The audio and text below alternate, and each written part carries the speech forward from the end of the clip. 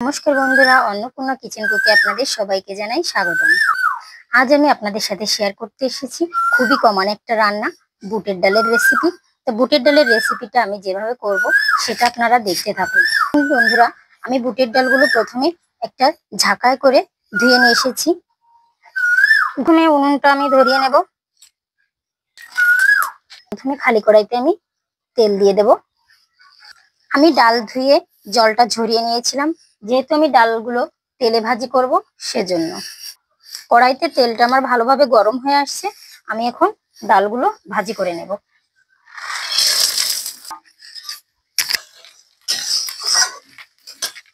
বুটের ডাল আমি এজন্যই ভাজি করে নিচ্ছি যে প্রেসার কুকারে দিলে ডালটা সিদ্ধ করতে সময় দেখবেন যে উপর দিয়ে ছিটি দেওয়ার সময় উতরিয়ে পড়ে, মানে পিঠটা ফেনা ফেনা বের হয়। সেই ফেনা হয়ে প্রেসার কুকারটা নোংরা হয়ে যায়। এই জন্য আমি তেলে ভাজি করে নিয়ে যদি ডালটা সিদ্ধ করতে দেই তাহলে কিন্তু আর ওই ফেনাটা বের হবে না। তো বন্ধুরা, আমি ডাল ভাজির সঙ্গে একটু তেজপাতা দিয়ে দেবো। এটা এখন দিলে ডালে একটা সুন্দর গন্ধ বেরোবে। ডালটা ভাজতে ভাজতে যখন ডালের কাঁচা গন্ধটা সরে গিয়ে একটা সুন্দর সুগন্ধ বেরোবে, তখন আমি বুঝবো যে আমার ডালটা ভাজি করা হয়ে গেছে। তখন আমি নামিয়ে নেব। ডাল আমার ভাজি করা হয়ে গেছে, এখন আমি নামিয়ে নিচ্ছি। দেখুন বন্ধুরা, ডালগুলো ভাজি করা কি সুন্দর লাল লাল হয়ে আসছে। এখন আমি প্রেসার কুকারে সিদ্ধ করার জন্য দিয়ে দেব। ডাল সিদ্ধর ভিতরে আমি কিছু কাঁচামরিচ দিয়ে দেব। পরিমাণ মতো জল দিয়ে দেব।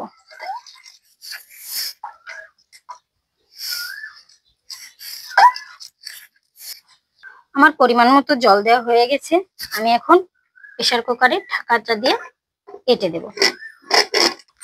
এবার আমি সেদ্ধ করার জন্য উনুনের উপর প্রেসার কুকারটা দিয়ে দেব।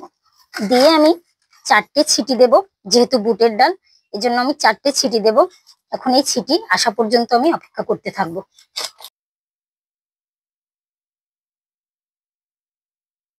আর দেখুন বন্ধুরা, সিটি দেওয়ার সময় কিন্তু আমার প্রেসার কুকারের উপর থেকে কোনো জল বেরোয়নি এবং প্রেসার কুকারটা যেমন সুন্দর ছিল তেমন সুন্দরই আছে, কোনো নোংরা হয়নি। সিটি দেওয়া শেষ, আমি এখন প্রেসার কুকারটা উনুনের উপর থেকে নামিয়ে নেব। প্রেসার কুকারটা ঠান্ডা হতে থাকুক, তারপর আমি খুলে দেখাবো আপনাদের যে কেমন সেদ্ধ হলো ডাল। আমি এখন কিছু মশলা ভাজি করার জন্য কড়াইতে দিয়ে দেব। বুটের ডালের রেসিপিতে যে যে মশলা না দিলেই নয়, তাই আমি কিছু দারুচিনি, ইলাচ এবং লবঙ্গ ভাজি করার জন্য কড়াইতে দিয়ে, আমি শুকনো কড়াইতেই মশলাগুলো ভাজি করে নেব। এই মশলার ভিতরে আমি জিরে ও ধনে ভাজি করে নেব। জিরেটা আমি একটু বেশি পরিমাণেই দেব, কারণ ডালে জিরাটা দিলে বেশি স্বাদ আসে। মশলা ভাজি করার সময় সুন্দর একটা গন্ধ বেরোলেই আমি নামিয়ে নেব। ভাজা মশলার একটা আসলেই সুন্দর গন্ধ বেরোয়। তো দেখুন বন্ধুরা, মশলাগুলো আমার ভাজি করা হয়ে গেছে, আমি এখন শিলপাটাতে বেটে নেব। আমি এখন শিলপাটার উপর নামিয়ে নিলাম। দেখুন, আমার এই টিপস গুলো ফলো করলে আর প্রেসার কুকারের উপর দিয়ে কোনো নোংরা হবে না। দেখুন, কোনো ফেনা বের হয়নি। আমি এখন ঢাকাটা খুলে আপনাদের দেখাচ্ছি ডালটা কেমন সিদ্ধ হলো। ঢাকাটা এখন আমি খুলে নেব।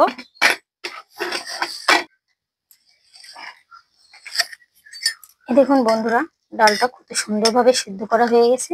আমার এটা আর কিছুতে ঘোটাও লাগবে না, এরকম সুন্দরভাবে সিদ্ধ হয়ে গেছে। মশলাগুলো আমার ঠান্ডা করা হয়ে গেছে, আমি এখন বেটে নেব।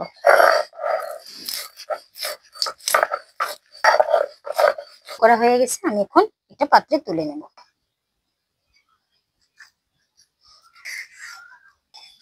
যে মরিচগুলো দিয়েছিলাম সিদ্ধ করার জন্য, তো সেই মরিচের জন্যই আমি ডালটা একটু ঘুটে নিচ্ছি, মরিচ আর ডাল একসঙ্গে।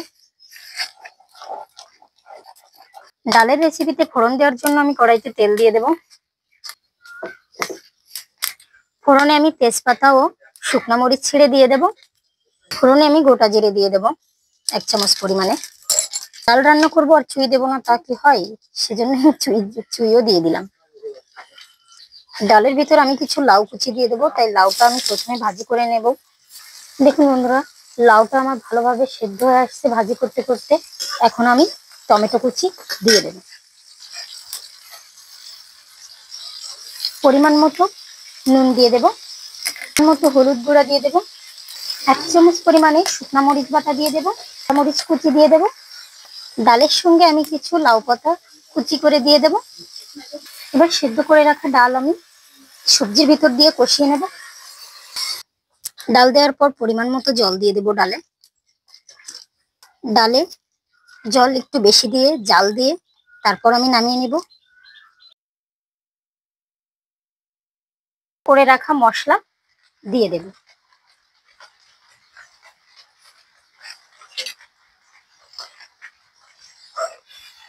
ডালের রেসিপিটা আমার রান্না করা হয়ে গেছে, আমি এখন নামিয়ে নেব।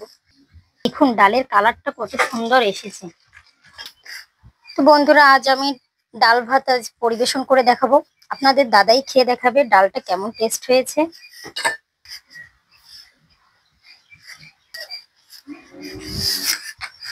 ক্যামেরাটা আমি ধরছি বলে এখন আপনাদের দাদা নিজেই পরিবেশন করে নেবে।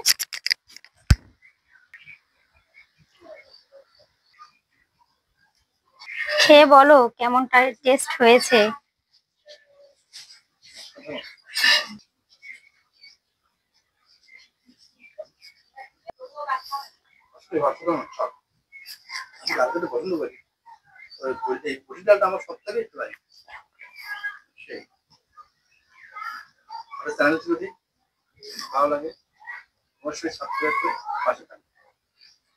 সাথে লাইক কমেন্ট করে পুরো ভিডিওটা দেখে নেবেন।